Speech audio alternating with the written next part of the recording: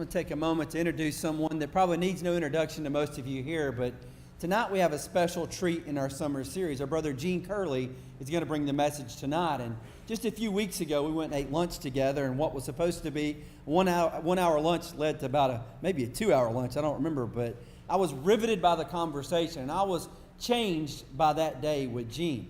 He told me some things I'd never really thought about before when it came to grief and suffering and the loss of a loved one, and things even as a minister that I needed to learn and to know, and it was profoundly changed. And I love you, brother, for that day, and I appreciate that conversation we had. And this is something I think we all need to hear tonight, what he's got to share with us. It's going to help us as we deal with grief in our own life, but also as we minister to other people that are struggling with the loss of a loved one that's really close to them. Will help us as a church body love and surround those people we really care about. So I'm going to get out of the way and let Gene come to you at this time and share with you this really good teaching that he has tonight. Oh, you got it. That's right.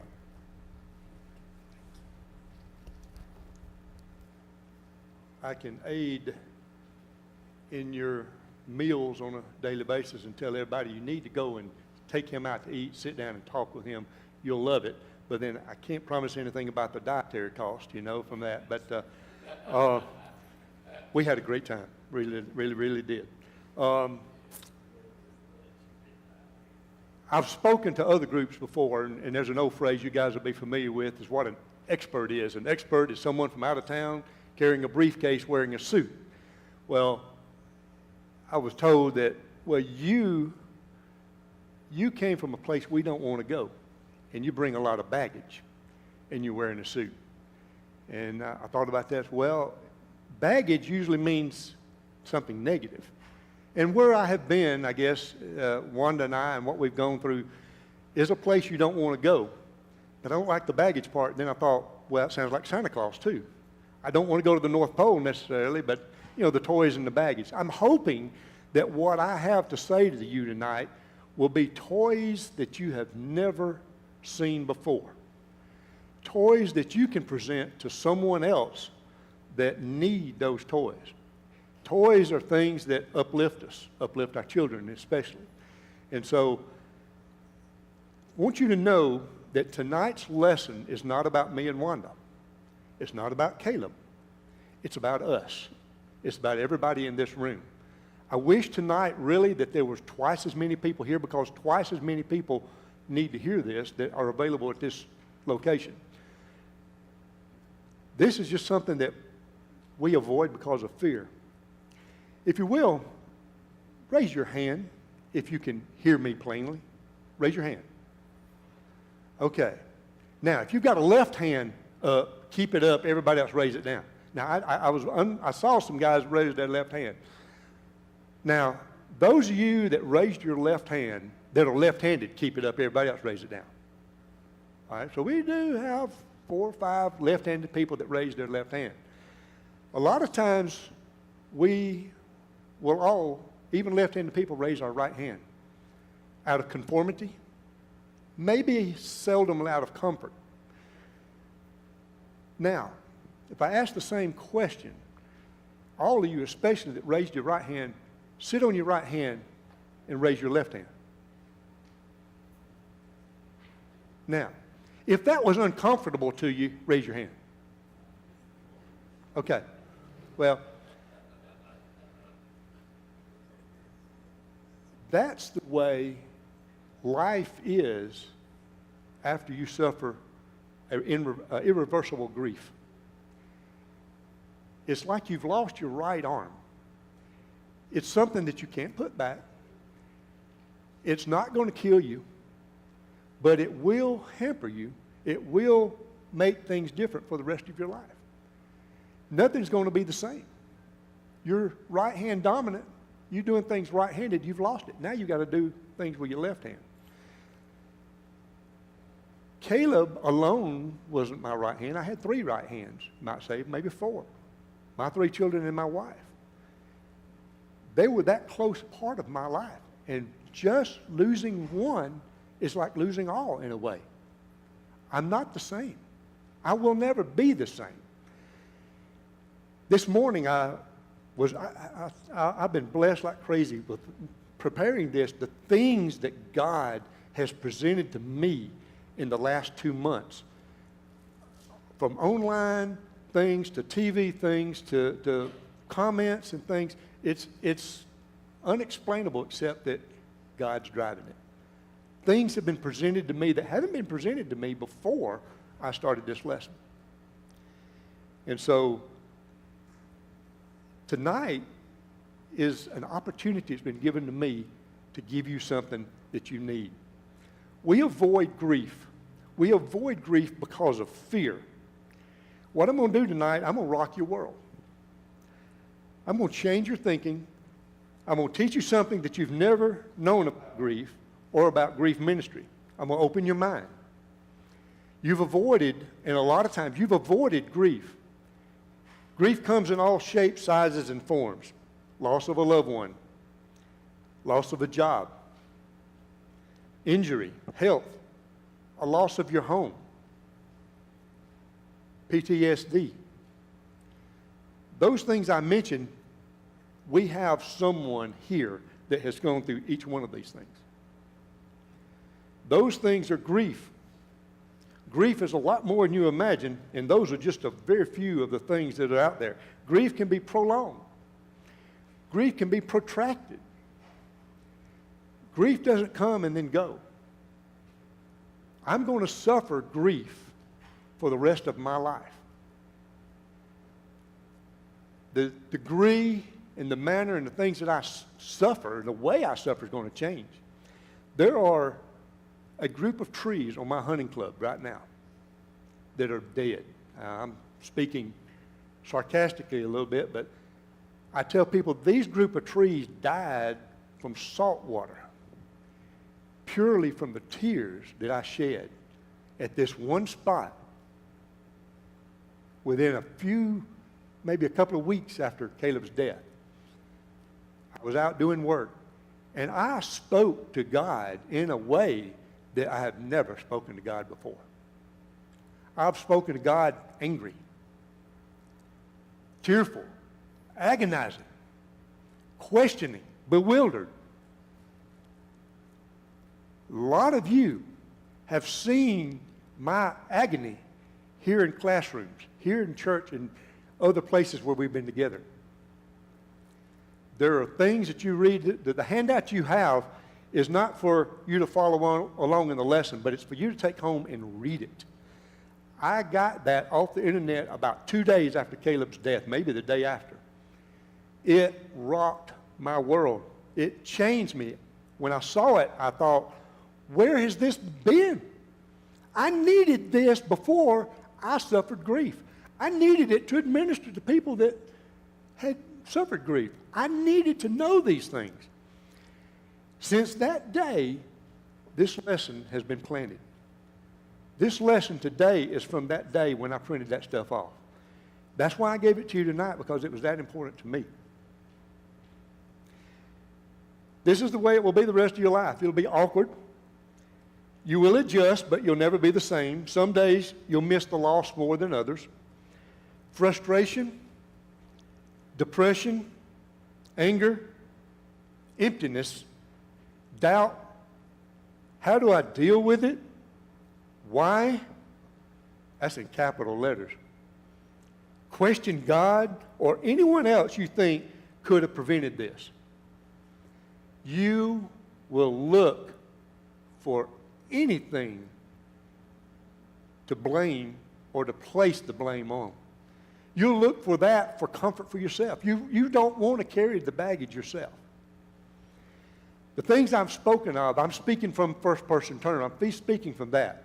But I'm speaking that in a way I want you to understand what grief is. What grief is from the lowest that I think there is in grief, and that is the loss of a child. And from what I've learned, Wanda and I have met, we continue to meet 2 times a month with a group over at Trinity Methodist Church, or Covenant Methodist Church. And it has evolved from going solely and mostly for our help. We still get help, but I'm now ministering to others. There was a couple there. The gentleman come in, never spoke a word. Very strange, sunglasses on, never could see his eyes, uneasy. Nobody ever connected with him, and he never really sought out anybody. This gentleman ended up killing his wife and himself. Another young lady, her, I forgot, 5-year-old, 6-year-old daughter was ran over when the girl's father backed out of the driveway. It tore them apart, father and daughter. It was an accident, but it tore them apart. A member here in this congregation asked me how Wanda and I were doing shortly after our situation, because he knew what I know and what I knew then. It is one of the leading causes of divorce between husband and wife is the loss of a child. They will blame each other, trying to relieve the baggage and the luggage and stuff that they're carrying themselves. Those are things that I'm talking about and calling on us in this lesson to minister to people, to be aware of that, to be aware of someone and recognize when someone here is going through grief. Recognizing that grief and finding a way to help them. Now, here's where I'm going to start getting into rocking your world. We're going to talk about some things that we all say. We will say things that we think are great. And I'm going to introduce this as solution to grief ministry is not a Bible verse solution. There is nothing in the Bible. You can't turn to Revelations 500 verse 1 and it say, when someone's going through this kind of grief, you do this, this, and this. The Bible really, the reason that is because grief is cultural. Grief is very cultural. It's different in different countries and different cultures, the way we respond. The Bible teaches us how to love. The Bible teaches us all the things that we need to administer to grief, starting with love. It doesn't tell us the how-to, but we know that. It's just a matter of getting in and doing it. It's a personal attention solution. The pain is so devastating that it can separate believers from God. I'm talking about fervent, faithful believers can be separated from God. I'm going to tell you, Satan came that night, and he did not want to leave. He was hanging on to the doorpost.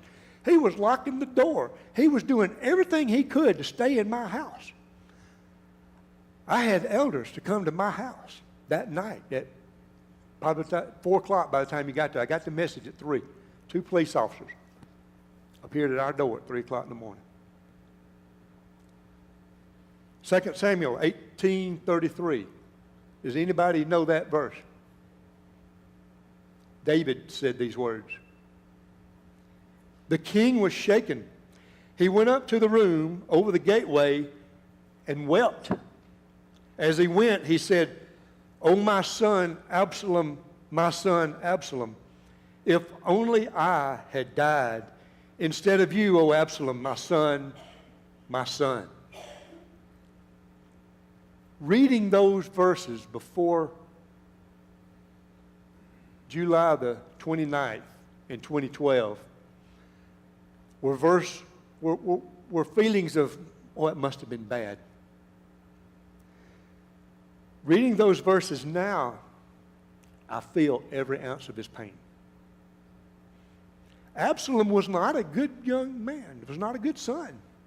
Absalom sought to kill his father. In all of that, David would rather have died than his son die. That is another measure of just how great that kind of grief is. No amount of scripture alone or logical speech would have soothed David's pain, even though his son did evil.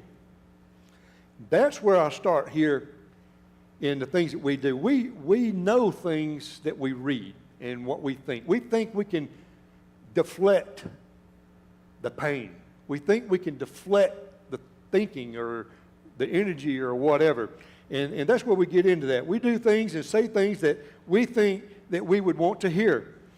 Things that will remove or deflect the pain. That is 180 degrees the wrong thing to do. I want you to really grasp that. To deflect the pain, to come up with a quick verse, God says this and God says that, and you're dealing with, remember, you're not dealing with Bible verse solution. You're dealing with a personal relationship solution to this. You can't do something to deflect the pain. You can't pull out a verse and say, this or that, and you ought to get over it. It's 180 degrees. You've got to go to that person. You've got to bring that person alive. Share the pain. The pain isn't going away.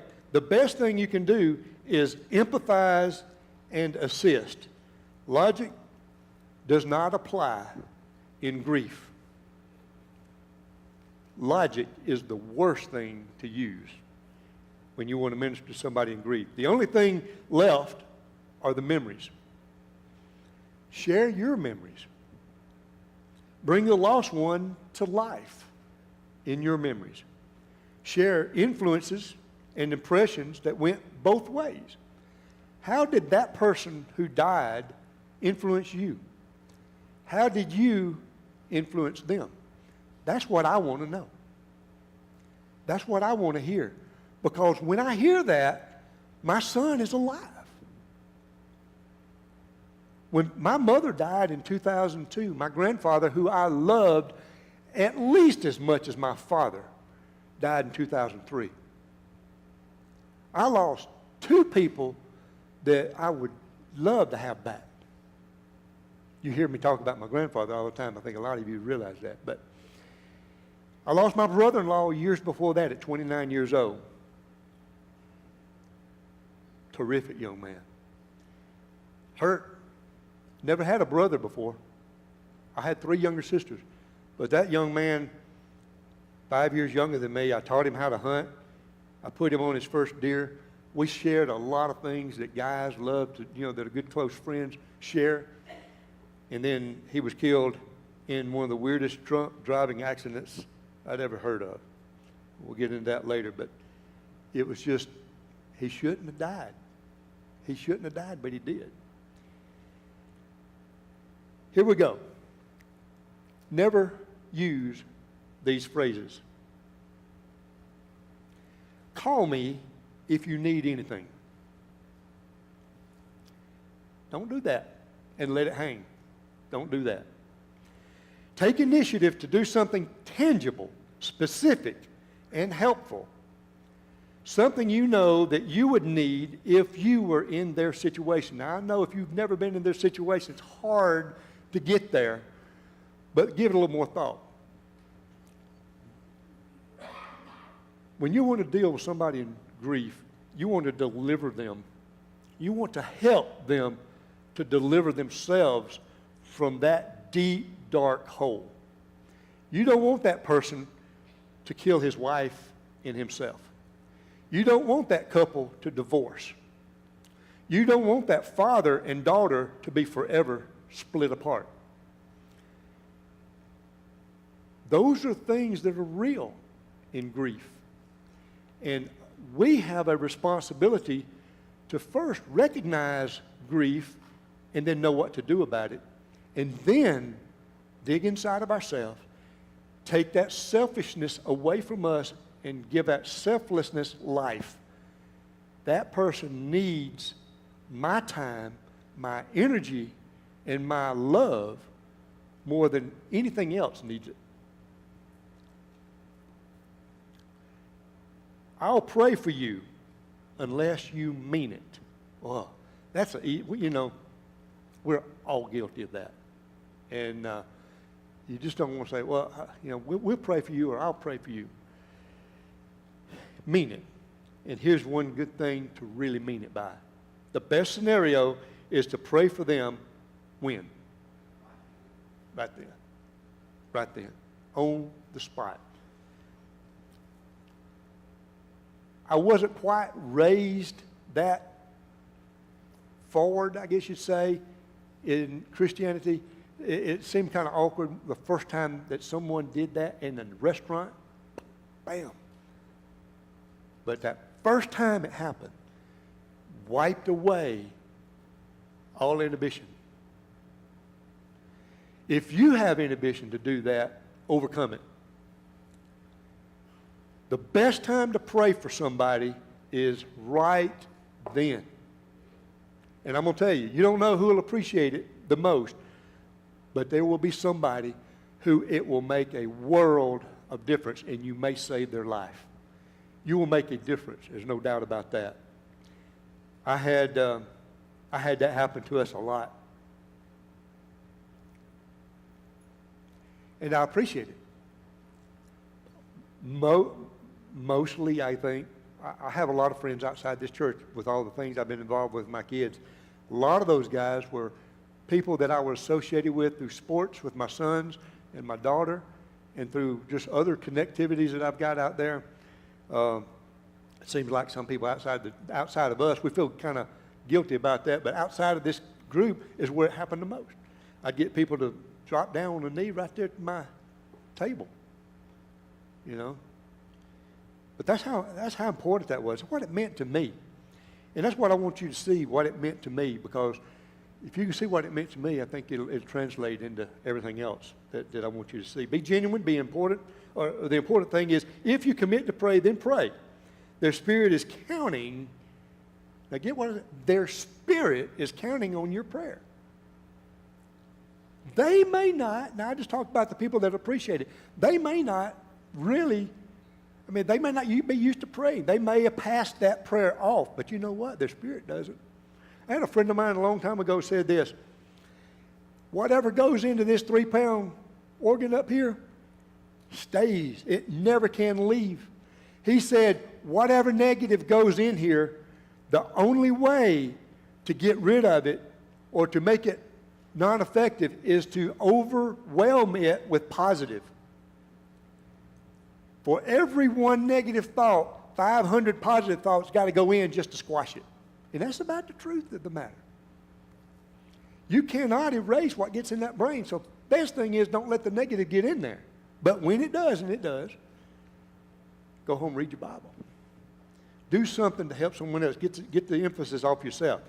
Say you understand how they feel or what they're going through. You may be trying to establish empathy, but it minimizes their crisis.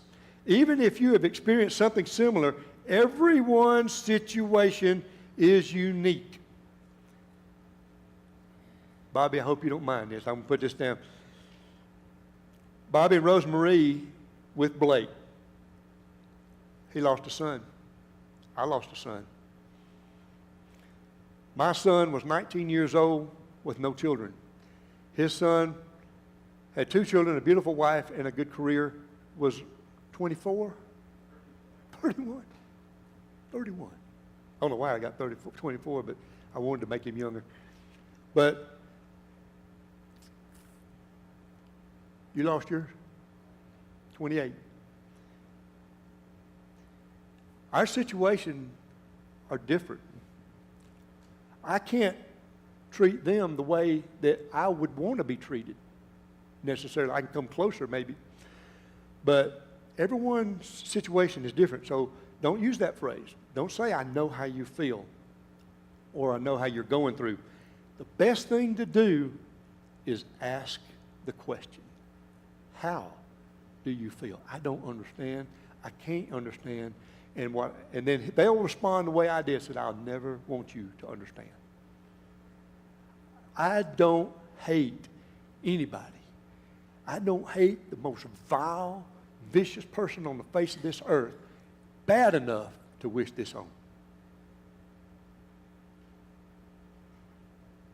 There's nobody that I know that's lived that bad to wish it on. Not even Hitler. Not even Stalin. This is just vicious. Don't try to fix their situation. Don't try to offer solutions or ask probing personal questions. Just listen. Only offer suggestions if they ask for them. Take their lead how comfortable they are talking about their situation. Don't compare them with someone with similar or worse problems. Good or bad stories are not helpful. This is their story, their pain, and their problem. This is their story, their pain, and their problem. You ask, they'll let you know what they need.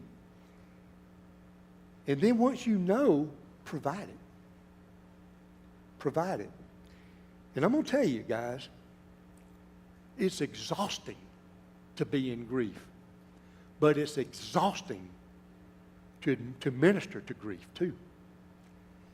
That's why we avoid it. That is one of the big reasons we don't want to go there. I didn't want to go there, and I know Terry doesn't want to come here either. With me. I'm not talking about his kids. Terry doesn't want to have to suffer with me. But that has nothing to do with the equation. Because we're told by God that we're all one. You're me, right? That's where it comes into. In this work, I'm looking at faces that I know, I love. I see beautiful smiles on them.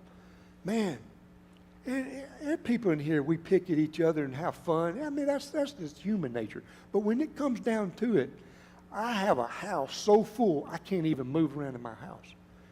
I have people that they're there to help take some of that pain away from me the best way they know how. That's what happened. Here's one. Don't say this. This is the one we all say, and it's almost like we were born to say this.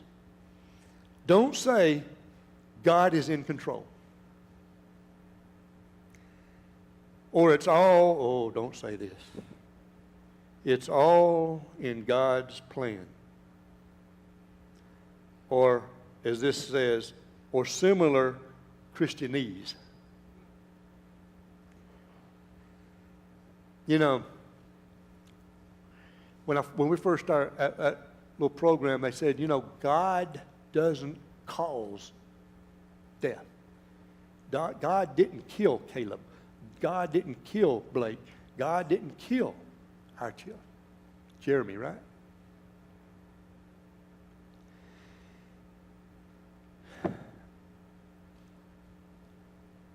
I really don't know where to go with that much. I know God called Moses up, Elijah. God's called people straight to heaven.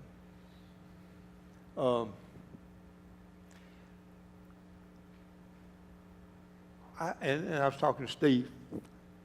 I can't limit what God could do. Let me ask you this. If you had more faith than a mustard seed, and you knew right this minute that you could die and go straight to heaven, would you be willing to?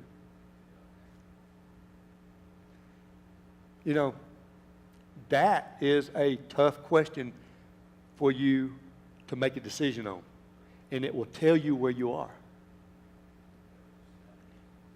Now, I said this, you know, my wife, my daughter, my son, my grandson, and granddaughter coming on. And God's work for me on this earth are the only reasons that I care to live anymore. These over here are selfish. They're my reasons. The only one that matters is my work on this earth for my God. That's it.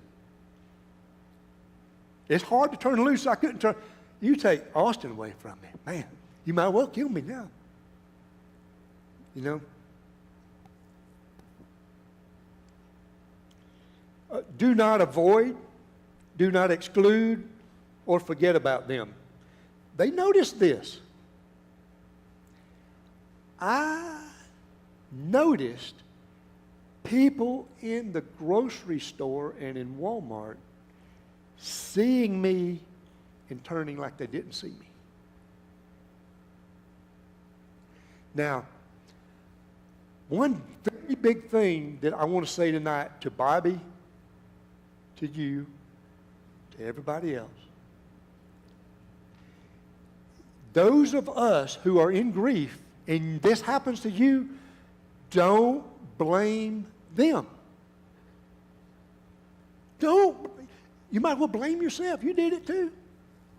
We do that. Why? It's not anything personal to us. They don't want to be around this grief. It's tough. It's hard. It hurts. It hurts to me to go to you to talk about Jeremy. For me, it brings up Caleb. I put them two they right there together with me. But,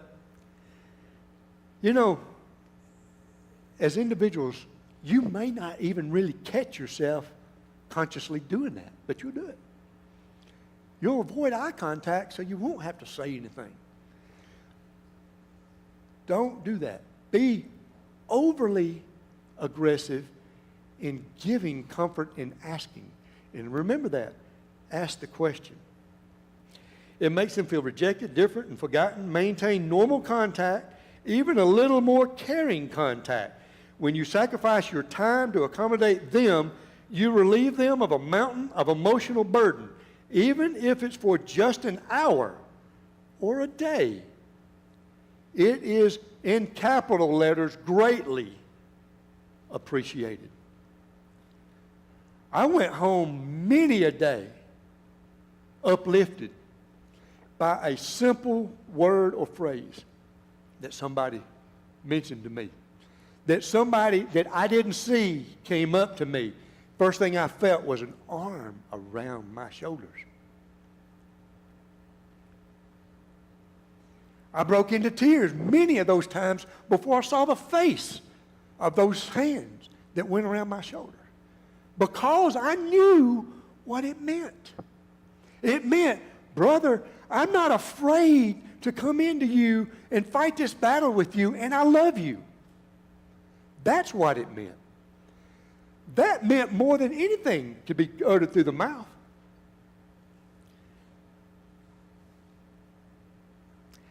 Do not act like everything is normal, minimizing suffering, or not allow sadness. Allow them to grieve, to cry, to be mad or sad around you. Now, this was just a couple of weeks ago. My stepmother lost one of her sons to cancer. Her remaining son, my stepbrother, lost his son at about 12 years old to cancer. And she and we can talk where, in a way, I love my stepmother just because of who she is. Good Christian woman. But in my discussion with her, I let my eyes sweat. And she did the natural thing, is she glanced away, avoiding eye contact, thinking that I would be embarrassed by that. Oh, buddy, I've long lost embarrassment about that. And I'm going to tell you, men, something I learned in lesson but in practice too. If you do what society thinks you ought to do, you will build up the greatest amount of pressure that will explode your heart that you have ever endured in anything. It will kill you. We hear stress about it, stress at work, stress this, stress and that. Stress kills it. I tell you what, that is the biggest load of stress that you can get. And I've seen it now, is men letting off that steam helps him. There was one guy we meet with, I think he went, was it 16 years? He didn't even mention his son's name. He couldn't bring himself to mention his son's name for 16 years. He was mad about something. I don't know his full story, but mad about something with his son that I guess it led to his death, and then in agony about it too. Somebody somehow touched him, and he started coming, and now he talks a lot, and he expresses his grief about that boy. You know what? 16 years of that pressure cooker building up just got relieved. He is one of my best friends. Some of you guys know him, so I won't mention his name, of course, but what a terrific guy he is. And you can see a change from the first day he showed up to now. You can see the relief of that stress there. Okay. Do not tell anybody about their grief, especially if someone has told you something that you don't know whether it's open or not. Ask them for their permission to say that. So be aware if somebody confides a grief scenario to you, before you go tell somebody else about their grief, ask them for the permission to talk to someone else, especially even asking for prayer. Ask. Just be polite about it and ask. Because sometimes somebody, for some reason, will come up and express something one-on-one to you. So just remember that. Do not resent how their suffering affects you. Around them, keep their suffering all about them, not you. Help them learn to live with a new normal that might also change your life. A lot of times it's like I told Steve, or Bobby, I think it was, the best student in any lesson is the teacher. And preparing this and this right here, I got that. Suffering takes so many forms and dimensions, visible and unseen, physical, spiritual, mental, emotional, financial, grief, pain, loss, worry, loneliness, fear, abuse. Ask God to open your eyes to those around you who might be suffering, and then ask what He would have you to do to lighten their load. How could you help and not hinder? How could God use you in some small or large way to give a cup of cold water to a sufferer in the name of Jesus? We're not out here to respond to outside forces. We're here to respond to things that happen anyway. We don't let things make us. We look for it. Sometimes we know a brother or a sister. We know their behavior. We know what they normally are like. They come in here, something's off. Something's different. If that antenna goes up, you're pretty good. You believe your antenna. Go and ask them for something. Now let me ask you this, though. Then I'm going to have Bob come up and read something for me real quick. You young people, don't act like you're going to live forever. That's what'll get you in trouble. Don't, guys especially. Girls not so much, but in the day of texting and phones and things like that, you girls are getting into this a lot. Don't act like you're going to live forever, ever. You're driving a 1,000, 2,000-pound vehicle around, and it will not move a tree that big around. It won't move it very graciously anyway. Your parents never tell you something to do because they hate you. They won't ever do it. Never. Everything they tell you is because they love you. And because they have been down the road that you're going down. You have no idea where the curves are, how steep they are, how sharp they are, how wet they are. You have no idea, but they do. Don't put them through that. Bob, if you will, come up here. I want you to read, acknowledge our grief anniversaries for us, please, sir.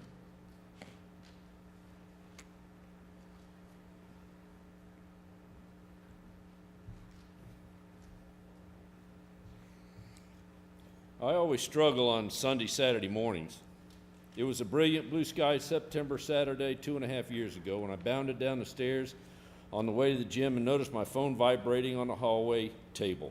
The caller ID told me that it was my youngest brother Eric, so I rushed to it, eager to catch up. Had I known what he was going to tell me 10 seconds later, I probably wouldn't have answered it. That was the moment I found out that my father was gone. As only those who mourn the loss of someone they love deeply understand, sunny Saturday mornings have never been the same for me. They are now a grief anniversary, a perpetual, involuntary holiday where my heart marks its injury over and over and over again without me getting a say in the matter. Since that terrible day, there has rarely been a Saturday morning, regardless of what I've been in the middle of, when I have not found myself reliving it in some way, my mind jarred from its routine to momentarily utilize my father once again. I wish it was the only such occasion, as I could probably handle feeling this horrible once a week, but that's not how this works. Most people think that grieving is about the big annual events, about Christmases, birthdays, and the like, and of course it is, but the brutal truth, one that only those who continue to live after someone dear to them is gone can rightly fathom, is that these other anniversaries are equally devastating and far from frequent. In the wake of losing a loved one, everything in your life becomes potential surprise memorial. Out of nowhere, you are broadsided by days of the week, or times of the day, or numbers of the calendar, or songs that they're playing, or cologne you were wearing, or the feel of the grass beneath your knees as you fail at the news. These seemingly incessant reminders force you once again to observe the loss anew. And since these days and times and triggers aren't obvious to most people in our lives, and since we don't have the time or the words to describe them all, they're usually unaware of just how much and just how often we mourn. Even those who are closest to us and care for us greatly remain largely oblivious to our recurring sadness.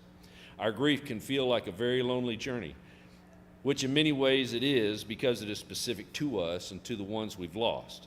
It is a customized but hidden wound. I've tried to remember this because it helps me to realize that most people I encounter every day are doing this continual memorializing of someone they love too.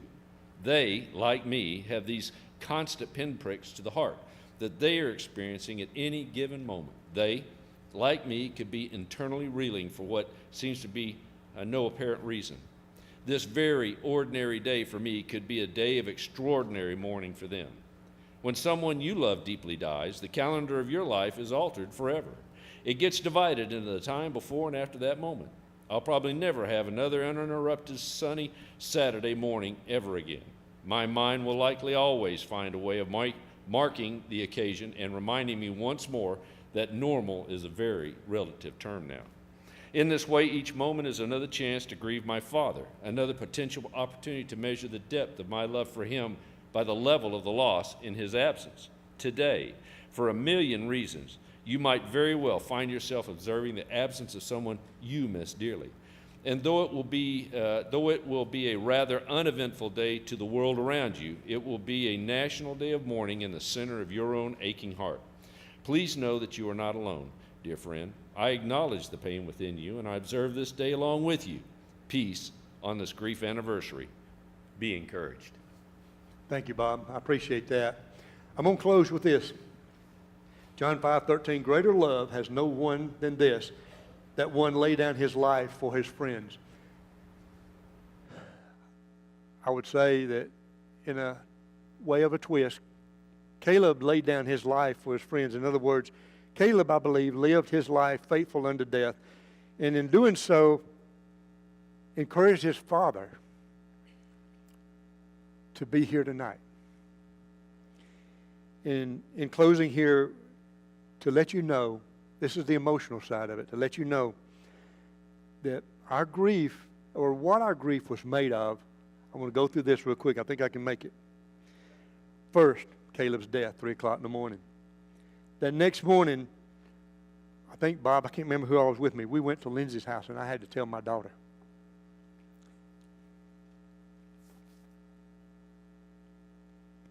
Who collapsed in my arms. Then I had Monty J., who was in Auburn, in the minister at Auburn Church of Christ, called them up very early that morning, told them the situation, told them I want them to go to Jacob's trailer. And I wanted them to be outside the door and let me know when they're there. And when they were there, I called Jacob, said, Jacob, son, I need you to go outside. Monty J's out there. I want you to meet them out there real quick.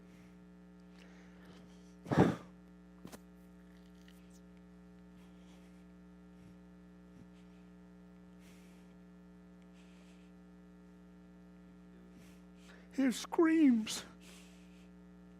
They cut me today. When I told him, I'm haunted by that.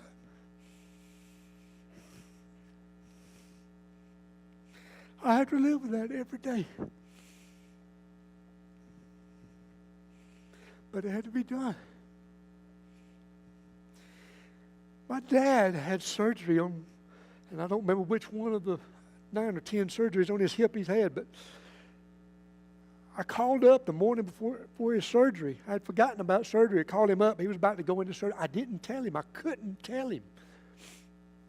So I talked to my sister and my uncle, and I had to tell him later that afternoon. And then the next day, I get a call from the organ donation people. The next day, I had to authorize his organ donation, and he was specific in every detail of what they were going to do. Then I get a phone call from the funeral home.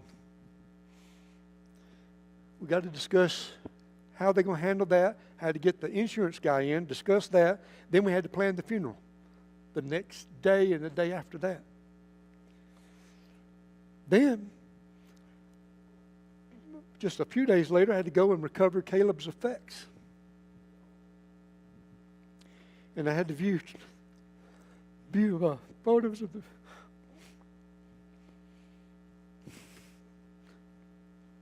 the truck.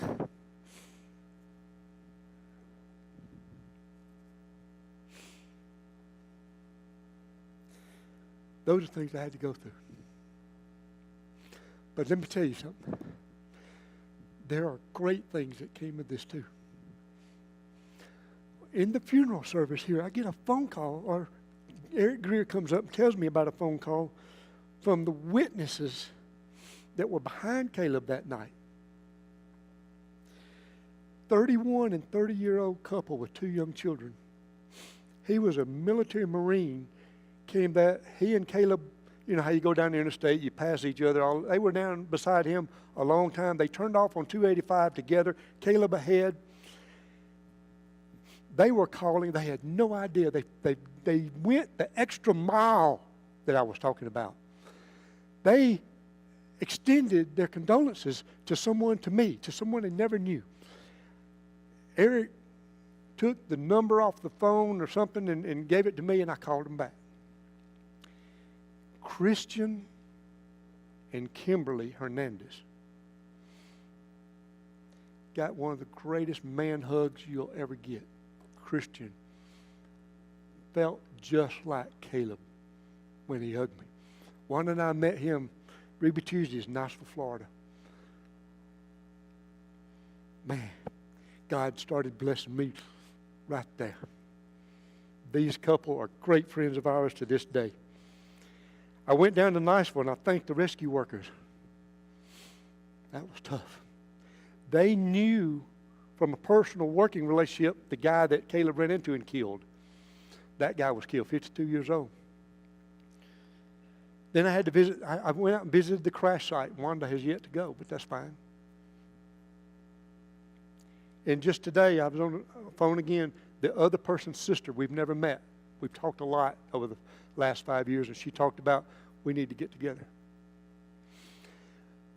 I expressed that because I wanted you to see firsthand that grief is not just losing somebody and then learning to live with it. Grief is a part of your life. It's like having a child. You have a child, you've got to nurture that child for years, and even after they're married and have kids, they're still your child. Well, grief is still your child too once you've got it. It's there. And I know I've gone long, guys. Not that long, but I think every minute of it was worth it. I hope it was. I hope it was for you. I hope maybe that I have touched a chord with you that will make you at least stop and think, as they call it, give pause. Do it right. Be personal. Be loving. Be selfless. We have an opportunity, if you, I guess, haven't partaken of the Lord's Supper. It's prepared back in the room to the right, 115. And if you have a chance, if you have a need tonight to let the Lord know that you love Him and that you're obedient to Him, that great opportunity tonight. Kick the old shoe off and put a new one on. With that, if you're needing to come while we stand and sing.